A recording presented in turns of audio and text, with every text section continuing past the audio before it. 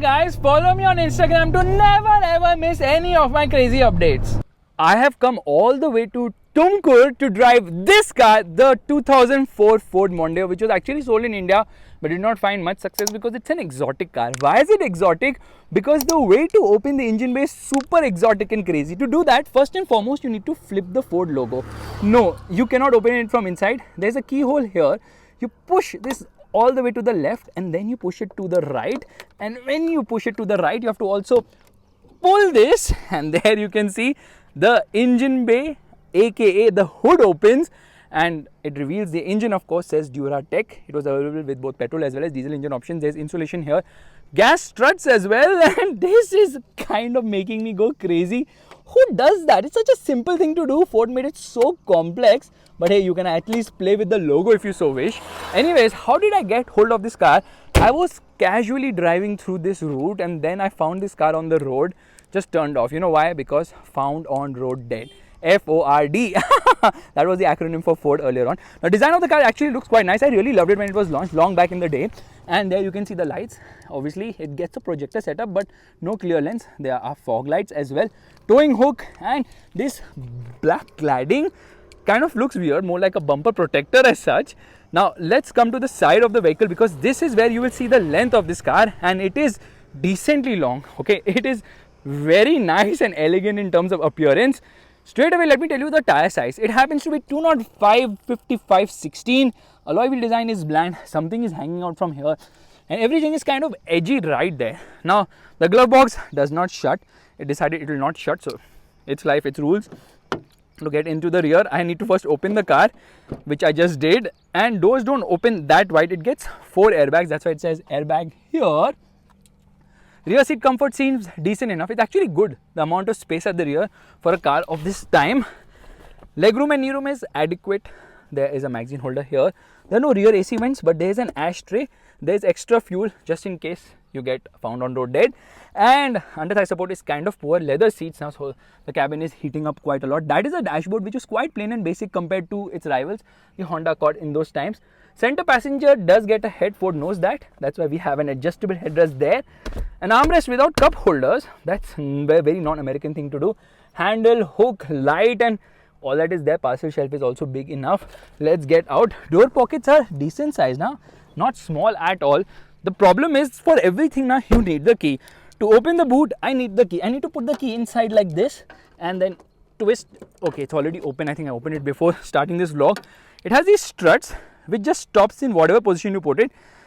Boot is actually decent size, and you get a 60-40 split seat, so you can actually increase the boot carrying capacity. There's a light placement here on the top. I don't want to go to the spare wheel at all. Again, design is very pleasing. There's a parking camera, rear parking camera, which has been added aftermarket, of course. There's a towing hook, it might need it. And there's an exhaust which is hidden right here. That's the underbody of the vehicle. Finally, the sun got hidden behind the clouds. Super hot, huh? There is the high mounted stop lamp. This is where petrol goes inside. And that is the antenna, which is long enough.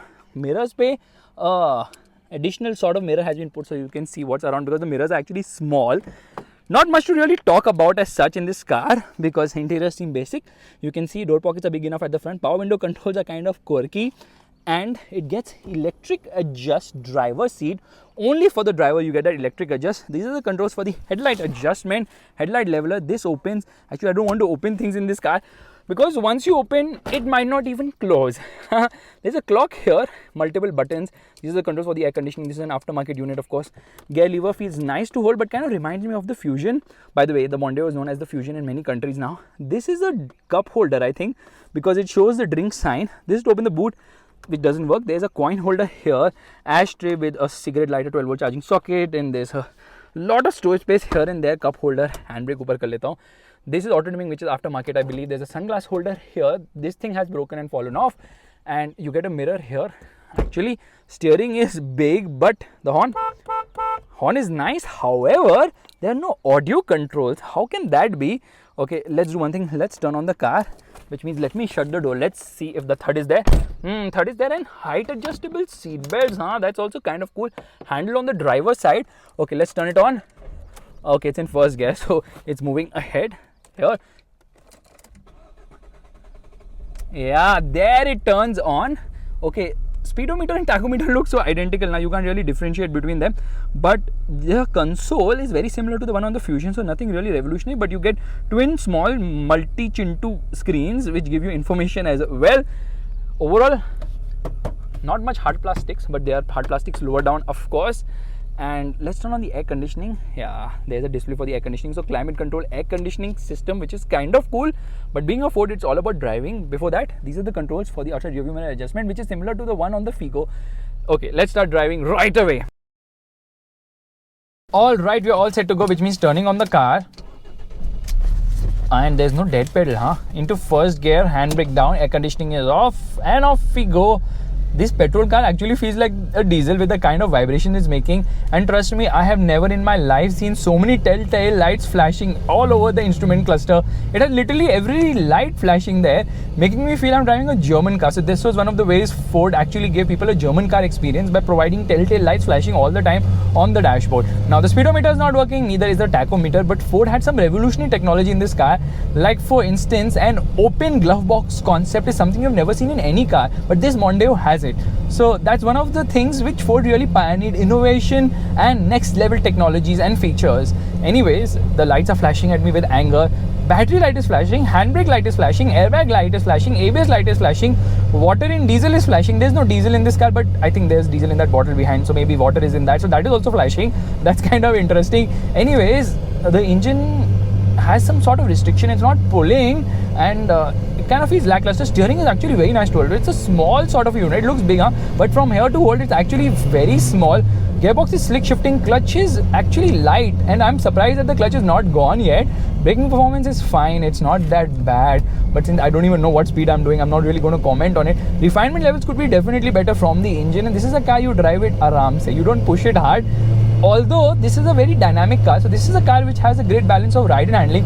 Both of them very nicely achieved in this Mondeo. In fact, it's a 2-liter engine, this one, the petrol engine, and it happens to produce around 137 horsepower or 140, somewhere around that, and the torque output is 192 Newton meters, which is also decent enough, I would say, to give it good performance. And this car was tuned for great balance between ride and handling, and it achieved it fantastically well.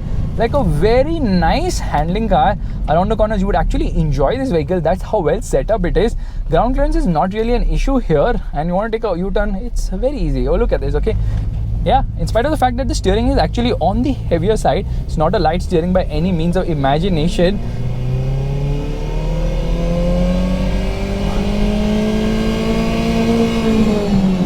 That is first gear for you. There's something wrong with this car.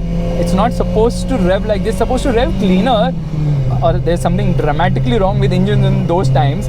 This was launched around 2000s, and because of the Honda Accord, it did not sell because the Accord was better in almost every regard. The interior actually doesn't feel dramatically nice for a D segment car. It kind of feels basic, and this black doesn't work in times where people are obsessed with beige.